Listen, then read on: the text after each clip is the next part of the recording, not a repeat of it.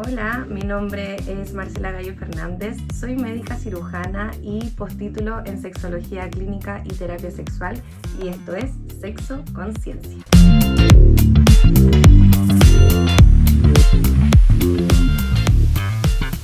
Antes de empezar este capítulo, quiero recordarles que este es un podcast para personas mayores de edad. Si bien creo que la educación sexual debe estar presente a todas las edades, debe ser con el lenguaje y el contexto adecuado. Dicho esto, empecemos. Bueno, en el primer capítulo les hablé de sexualidad en el puerperio y elegí ese primer tema porque en mi práctica habitual diaria atendiendo pacientes veo muchos pacientes y muchas parejas que tienen dificultades en esta etapa de la vida, y al saber lo que les pasa, esto ya se torna parte del tratamiento y viene a proteger a esta pareja, a esta familia que está pasando por un momento difícil, cuya consecuencia también es la incertidumbre de no saber qué va a pasar y cuya causa es también la incertidumbre de no entender lo que pasa. Por eso elegí ese primer tema y he recibido muy buenos comentarios, lo cual me tiene muy feliz. Si no han escuchado el capítulo, pueden ir a escucharlo. Es el segundo capítulo del podcast. Y vuelvo a decir que en realidad voy eligiendo los temas a medida que se me van ocurriendo o que los mismos pacientes, la misma gente que me conoce, me los va proponiendo. Y en este capítulo vamos a hablar de algo que quizás al escucharlo piensen ustedes que es un tema para personal de la salud, pero no. Elegí este tema por lo mismo, para disminuir la incertidumbre, para aumentar la educación sexual, para que entendamos cómo es que funciona este proceso y por qué suceden ciertas cosas. Hoy día vamos a hablar de fisiología del ejercicio de la función sexual. ¿Qué es el ejercicio de la función sexual? Lo que nosotros llamamos comúnmente como sexo, en realidad tiene que ver con un ámbito fisiológico y biológico. El sexo es lo que nos define como macho y hembra. Son nuestros genitales, nuestros genes, nuestras hormonas. Si es que somos machos y producimos espermatozoides y no nos embarazamos, por ejemplo, o si es que somos hembras y producimos óvulos o nacemos con cierta cantidad de folículos que se van desarrollando ciclo a ciclo y que tenemos la capacidad de embarazarnos, ¿ya? Esto como en un resumen muy concreto. Eso es lo que es el sexo. Pero el ejercicio de la función sexual vendría siendo lo que nosotros hacemos con un otro o con nosotros mismos en búsqueda del placer o de la reproducción, ¿ya? Este ejercicio tiene ciertas etapas que están definidas por procesos fisiológicos específicos que generan a través de estímulos ciertas respuestas. Estas respuestas llevan consigo el consecuente avance a la siguiente etapa y que terminan en el término de esta actividad, ¿ya? Las bases de todo este proceso siguen estando sustentadas en la evidencia y en las respuestas de los estudios de Master y Johnson. Entonces, ¿cómo evidenciaron ellos que funcionaba el ejercicio de la función sexual? En 4 etapas. La primera es la excitación, la segunda es la meseta, la tercera es el orgasmo y la cuarta es la resolución. Les voy a hablar detalladamente de estas 4 etapas. Bien, vamos a partir con la primera etapa, entonces la etapa de la excitación. Cuando hablamos de excitación estamos hablando de vasocongestión, ¿ya? Este proceso fisiológico vendría siendo lo que define esta primera etapa del ejercicio de la función sexual, ¿ya? ¿Y qué es lo que se produce con la vasocongestión? Los órganos sexuales se llenan de sangre, ¿ya? Eso es lo que tiene que quedar claro. Entonces, por ejemplo, en el pene se llenan ciertas partes anatómicas de sangre y con eso se produce la erección. Y a nivel vaginal pasa lo mismo. Dentro de las paredes vaginales hay vasitos sanguíneos que se llenan de sangre y con eso también se produce una elongación del conducto vaginal y también un proceso que se llama trasudación, que es donde desde las paredes vaginales se secreta cierta cantidad de líquido y esto se transforma en la lubricación femenina, ¿ya? Aquí yo creo que vamos aclarando algunos mitos o desconocimientos en cuanto a la fisiología del ejercicio de la función sexual, porque las mujeres no tenemos glándulas dentro del conducto vaginal. Lo que produce la lubricación es la transudación, ¿ya? Eso es lo primero.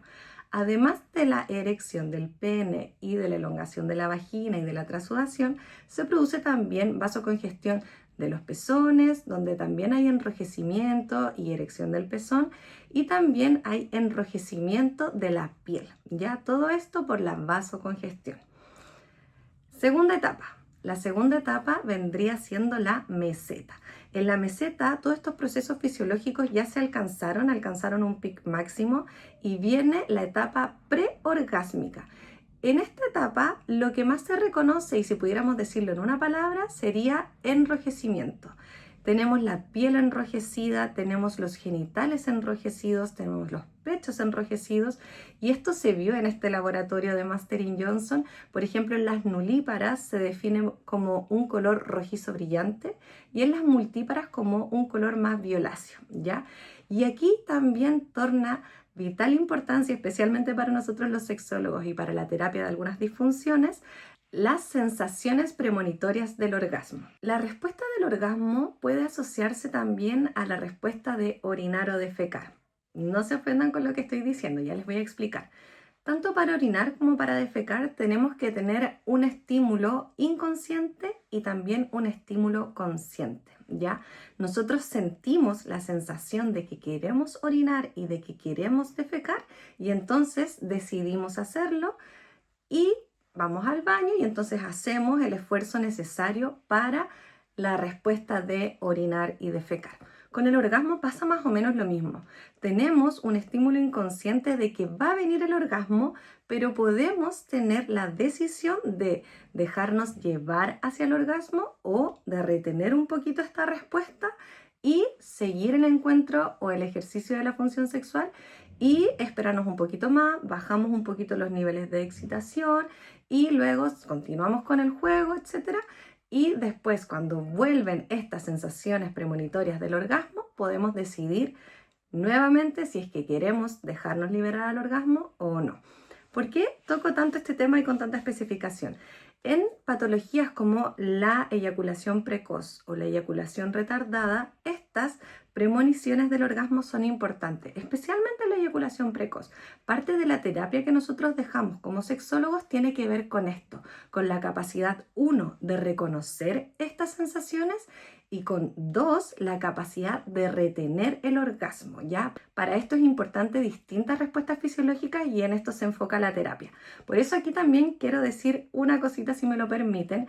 Cuando alguno de mis colegas deja medicamentos como estabilizadores del ánimo para tratar la eyaculación precoz, por ejemplo, no es una conducta tan correcta, ¿ya? Si bien nosotros ocupamos algunos estabilizadores del ánimo para ayudar en el tratamiento de esta patología, estos fármacos no son el tratamiento en sí. Los fármacos los utilizamos como un coadyuvante para que estos ejercicios sean más fáciles de realizar inicialmente, ¿ya? Pero utilizar el fármaco por sí solo no va a mejorar el problema de raíz. Ojo ahí. Tercera etapa, el orgasmo. Bueno, yo creo que el orgasmo es como el protagonista del ejercicio de la función sexual y es lo que todos buscamos cuando vamos al encuentro de la función sexual. Y aquí como sexólogos nosotros en realidad tratamos de cambiar un poquito esto porque esto también puede ser más entretenido. Vivimos en una cultura exitista donde buscamos el éxito, donde buscamos el resultado máximo y el orgasmo vendría siendo el éxito en el encuentro de la función sexual. Pero en realidad disfrutar del momento, variar el camino hacia puede ser también muy entretenido, muy satisfactorio, muy placentero y favorecer mucho la conexión de la pareja. Entonces también los invito un poquito a esto y si tienen dudas de cómo hacerlo, por supuesto, pueden consultar a un sexólogo o a una sexóloga para que ahí le demos un poquitito de entretención y de repertorio erótico a la pareja. Pero bueno, continuamos con lo que nos convoca, que es la tercera etapa, que es el orgasmo. El orgasmo se define como una mini crisis epiléptica. ¿Escucharon bien? Es tanto lo que pasa en nuestro cerebro que en realidad se asocia esta como fuga energética con múltiples acciones dentro de nuestro cerebro, que así se ha definido por los investigadores, y lo que genera es un placer máximo, ¿ya? Al mismo tiempo, durante el orgasmo se producen contracciones. O sea que el orgasmo no lo podríamos definir en una sola palabra, tendríamos que decir dos. La primera, por supuesto, que sería placer, y la segunda, si es que estamos hablando solo de fisiología, tendría que ser contracciones. Durante el orgasmo hay contracciones del piso pélvico, lo que lleva a contracciones vaginales, contracciones uterinas, contracciones clitoridias, contracciones anales, y también hay contracciones de los músculos del pene que generan la eyaculación, ¿ya? Entonces, ¿por qué se produce todo esto? Y más que nada, en una lógica muy fisiológica, esto vendría siendo como la fuerza que necesitan los espermatozoides para llegar al útero y luego a la trompa de falopio, donde se irá a encontrar con el ovocito que se liberó para hacer la concepción y la fecundación, ¿ya? La lógica reproductiva de nuestra especie, ¿ya? Y por supuesto que suerte que esto conlleve a placer sexual en los humanos y no solo en nosotros. Antes se creía que solo los humanos tenían placer sexual y esto ya se sabe que no es así, que hay múltiples especies que durante el ejercicio de la función sexual también tienen y vivencian placer sexual. Qué bueno, ¿no? En esta etapa podemos hablar de varias cositas y de varios mitos que suelen consultarme frecuentemente. Primero, ¿todas las mujeres son multiorgásmicas? Y la respuesta es no. Si bien el sexo femenino tiene la capacidad de tener varios orgasmos durante el ejercicio de la función sexual, no así el varón, no todas las mujeres tienen multiorgasmos, ¿ya? Existe alrededor de 10% de las mujeres que han entrenado esta capacidad. ¿Y por qué digo entrenado? Porque tiene que haber cierta predisposición al dejarse ir para lograrlo, y también hay una variante fisiológica que así tienen algunas mujeres que son multiorgásmicas, ¿ya? Otra cosa que sería importante mencionar en este tema es cómo se produce el orgasmo en las mujeres, ¿ya? Y aquí realmente me gustaría que muchos varones estén escuchando este capítulo, ya que por el déficit en la educación sexual se desconoce esto que en realidad es tan conocido hace ya 60 años. La mayoría de las mujeres tienen orgasmos con la estimulación directa del clítoris, alrededor del 90%, ¿ya? Solo menos del 4% de las mujeres tienen orgasmos solamente con estimulación vaginal, sin estimular el clítoris de forma directa. Ahora, se cree que las mujeres que tienen orgasmos vaginales también es por una estimulación del clítoris por su parte interna, o sea, este cuerpo cavernoso que tiene su contacto interno con el conducto vaginal sería estimulado, y por ello es que se producirían los orgasmos solamente con la penetración vaginal. Pero en realidad, en las mujeres, el órgano que produce el orgasmo es el clítoris. También aquí me preguntarán por los orgasmos anales. El ano también produce contracciones durante el orgasmo y tiene terminaciones nerviosas. Y hay mujeres que responden que sí tienen orgasmos solamente con la penetración anal. Ya esto también es sujeto de estudio. Pero en muchos de estos casos, al mismo tiempo que hay penetración anal, la mujer o el varón estimula el clítoris de forma externa con roce o con movimiento, y es por esto también que se produce el orgasmo. Así que como concepto general, y si bien sabemos que pueden existir las variantes, especialmente por los que ya les mencioné ahora, el concepto general es que el orgasmo se produce por roce clitoridio. Entonces es importante que durante el encuentro y el ejercicio de la función sexual, si ya hemos disfrutado lo suficiente del preámbulo y ambos queremos llegar al orgasmo, los varones o la mujer se preocupen de estimular el clítoris de forma directa, de la forma que a la mujer le gusta y le excita, que eso también será parte del descubrimiento de la persona y de la pareja, para que se logre el orgasmo. A mí me ha impresionado durante la práctica clínica ver cuántas mujeres y parejas consultan por la falta de orgasmo femenino, y que en realidad el problema es que desconocen esto. Así que ojo con esto, tanto varones como mujeres, y si ustedes que están escuchando el podcast tenían la duda, por favor difundan esta información. Bien, y vamos con la cuarta etapa y última, que sería la resolución, que es el proceso fisiológico mediante el cual se resuelven o se resolucionan, como dice su nombre, los cambios fisiológicos que se produjeron para que se diera la respuesta sexual humana, ¿ya? Así denominaron el libro o el manual en donde se publicaron estos resultados por Master y Johnson. Entonces, en este proceso, el enrojecimiento va disminuyendo, la erección o vasocongestión va disminuyendo, ya se produjo el orgasmo y se produce, sí, una respuesta de sudoración generalizada, ¿ya? Después de este proceso de resolución viene algo que se denomina un periodo refractario, que es el tiempo que se demora una persona en poder volver a reiniciar este proceso. A medida que pasan los años, el periodo refractario es más extenso, ¿ya?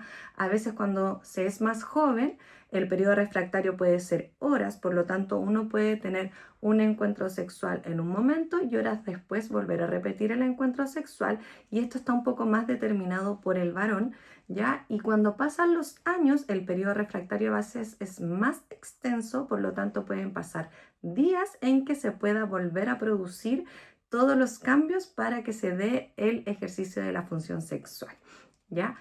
Algo que quiero mencionar aparte, porque de hecho se estudió aparte y se habló de esto muchos años después, específicamente 13 años después, por Helen Kaplan, que era una psicóloga sexóloga, es el deseo. El deseo es parte de todo este proceso, pero es transversal a todas las etapas, ¿ya? Puede ir cambiando con las etapas, puede aparecer después de haberse iniciado todo este modelo de respuesta y puede ir disminuyendo durante el proceso. Su pic máximo es generalmente con el orgasmo cuando se produce el placer y generalmente en la etapa de resolución también se pierde, ¿ya? El deseo tiene activadores internos y activadores externos, y el deseo es diferente en hombres y mujeres en diferentes etapas de la vida, y podemos hablar extensamente del deseo porque de hecho es multifactorial, depende de muchas cosas.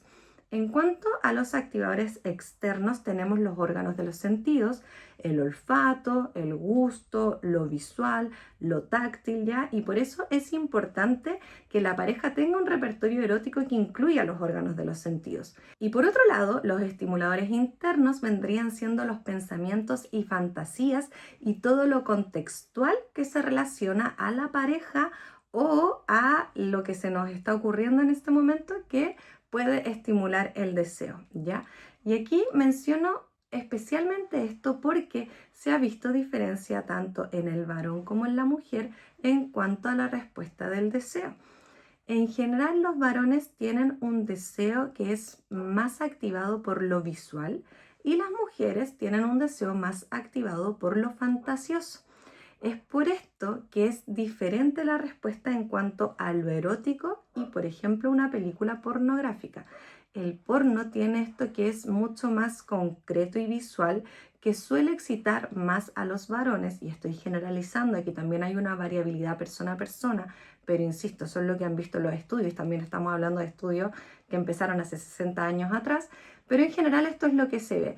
Ya con ver algo que culturalmente nos parece bonito y excitante, se estimula la respuesta en el varón. No así generalmente en la mujer. En la mujer, por ejemplo, una película pornográfica o algo que es erótico a la vista puede producir excitación, o sea, respuesta biológica, vasocongestión, pero no así siempre activar el deseo en la mujer. La mujer necesita contexto, necesita conocer a los participantes, necesita sentirse involucrada en esta fantasía, ¿ya? Y lo visual no siempre va a activar el deseo. Puede activar la excitación, pero no así el deseo, ¿ya? Que son cosas diferentes. Tenemos que pensar en la excitación como algo más objetivo, como las respuestas corporales, y en el deseo como algo más subjetivo. Y otra cosa que es diferente es el tipo de deseo. Existe el deseo espontáneo y existe el deseo responsivo.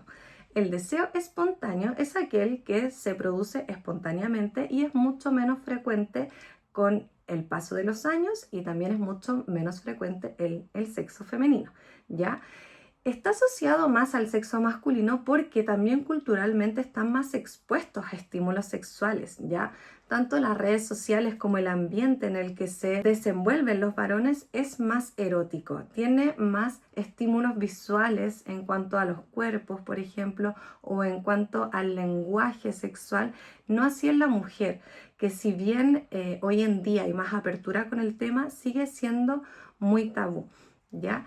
Y esto también ha hecho que culturalmente el deseo sexual en las mujeres sea responsivo, que quiere decir que responde a cierto estímulo. Esto, como les digo, tiene una variabilidad persona a persona, hay que ver el contexto, hay que ver la pareja y hay que ver la individualidad de cada persona, pero en lo general y en la teoría estas son las cosas que se han ido estudiando.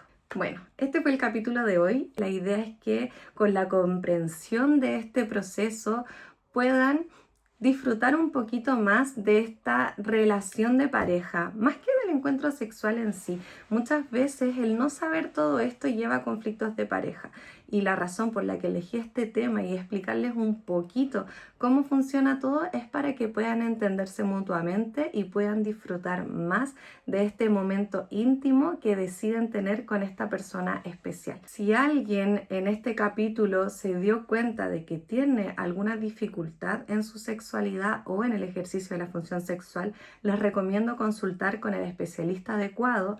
Para eso hay especialistas en sexología y a lo mejor podemos resolver más fácil de lo que pensaban esta problemática y mejorar con ello sus encuentros sexuales y su salud sexual. Si quedaron con más dudas que respuestas, que espero que no sea el caso, pueden dejármelo en los comentarios para que yo les responda.